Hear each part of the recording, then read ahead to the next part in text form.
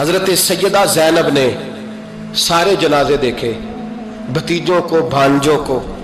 سب کو شہید ہوتے دیکھا۔ عورتیں ڈرتی میت کو ہاتھ نہیں لگاتی، چیختی ہیں بیبیاں، لیکن حضرت جناب زینب نے پتہ کیا دیکھا تھا؟ وہ سننا ذرا۔ امام حسین کی لاش مبارک کربلا میں پڑی تھی اور امام حسین کا سر کاٹ کے نیزے پہ چڑھایا گیا تھا، اور وہ بیبیوں کے سامنے خالی سر چل رہا تھا، اور سینکڑوں میل کا سفر کر کے دمشق کے بازاروں سے گزرتا وہ سر گیا۔ آج میں سر کی بات نہیں کرتا، سر کی، آپ مرد ہیں، جوان ہیں سارے، یہاں کسی کا کٹا ہوا ہاتھ پھینک دیا جائے نا، ہاتھ تو لوگ چیخے مار کے دوڑ جائیں گے، بلکہ ہاتھ تو دور رہا، کسی کی انگلی کاٹ کے یہاں پھینکی جائے تو لوگ چیخے مار کے مرد دوڑ جائیں گے، لیکن کٹا ہوا سر دیکھا، لاشیں دیکھے۔ یزید کا دربار آیا، بی بی صاحبہ کو نا ایسے عورتوں نے اپنے حالے میں لیا ہے، سیدہ زینب وہاں بیٹھ گئیں، تو جب بولا نا یزید دربار میں، کہنے لگا کہ دیکھو اللہ نے عزت والوں کو عزت دی، معاذ اللہ ثم معاذ اللہ، اور میرے مخالفین کا کیا حشر ہوا۔ جب اس نے بے ادبی کی تو سیدہ زینب چپ نہیں رہی،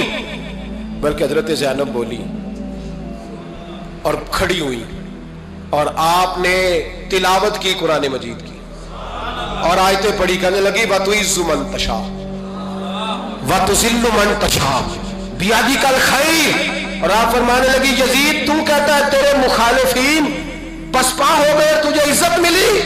آپ فرمانے لگے یہ تیرا دربار ہے نا، یہ تیرا سجا ہوا ہے نا، تیرا اس وقت ڈنڈا چلتا ہے نا۔ فرمانے لگی چند سال ٹھہر جا، تیرے اوپر لوگ لعنتیں برسائیں گے، اور فرمایا جب جمعے پڑھے جائیں گے تو لوگ میرے حسین کے نام کے خطبے پڑھیں گے۔ حضرت نعمان بن بشیر صحابی رسول تھے، کہنے لگے میرے قریب اس وقت یزید کے دربار میں ایک نابینا صحابی بیٹھے تھے، جب بی بی زینب نے یہ بات کی نا تو وہ نابینا صحابی میرا ہاتھ پکڑ کے کہنے لگے نعمان علی آ گئے، یہ تو علی کی آواز ہے، علی آ گئے۔ جناب نعمان بن بشیر کہنے لگے نہیں، علی جب بولتے تھے تو بڑا رنگ ہوتا تھا، ابھی تو زینب کھل کے بول ہی نہیں رہی،